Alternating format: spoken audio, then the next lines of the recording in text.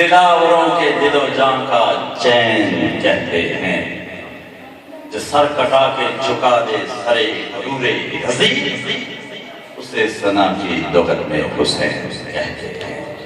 اللہ رب العزت سب کی حاضری اپنی بارگاہ مقدسہ میں قبول فرما کر اجر کثیر عطا فرمائے۔ اب میں ایک ایسی ہستی کو دعوت خطاب دے رہا ہوں، اکثر جگہ یہ جملے یہ الفاظ پیش کرتا تو کئی مقامات پہ بڑی شرمندگی ہوتی ہے کہ میں نے ممبر رسول پہ کھڑا ہونے کا حق ادا نہیں کیا، ڈنڈی مار دی۔ لیکن جب بھی جہاں بھی صاحبزادہ صاحب کے ساتھ محفل کرنے کا شرف حاصل ہوا تو مجھے جملے پر کی فخر محسوس ہو جاتا۔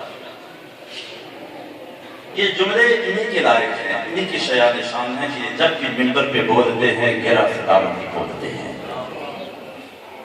سمجھ آگئی تو اچھی آتو سبحان اللہ، جس سے بھی کرو بابا سے بلند آتو یا سبحان اللہ، سینہ ٹھر جائے، اللہ جی پاکیزگی بیان کرو تاکہ سارے گناہ معاف ہو جائیں۔ بابا سے بلند آتو سبحان اللہ، یہ جب بھی ممبر پہ بولتے ہیں گہرا ستاروں کی بولتے ہیں، ستارے لفظوں سے ٹوٹتے ہیں، اجالے اونٹوں سے ٹوٹتے ہیں۔ سبحان اللہ۔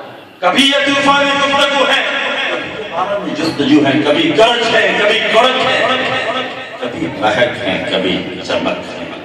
عجیب رخ کے جمال دیکھا، علم و فن کا کمال دیکھا، عجیب دیکھی ذہانت ان کی، عجیب دیکھی ذہانت ان کی، بے مثل ہے خطابت ان کی، رسول حق پہ نظر جما کر حسینیت کا قلم اٹھا کر بدائے حق کو ابھارتے ہیں، بات دل میں اتارتے ہیں۔ سبحان اللہ۔ بدائے حق کو ابھارتے ہیں، بات دل میں اتارتے ہیں۔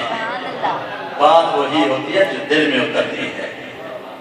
حاضرین عزیز احترام، میرے انتہائی محبوب شخصیت واجب القدر زینت اہل سنت جناب حضرت ابی غلام بشیر نقشبندی صاحب آستانہ رہبر شفاوی شریف جناب کے حضور دست کا التماس ہے کہ اپنے خوبصورت انداز میں، احسن انداز میں کریم آقا کی، صاحب قرآن کی، نعت کے قرآن کی، قرآن کی باتیں ہمیں سنا کر ہمارے سینوں کو جلا بخشیں۔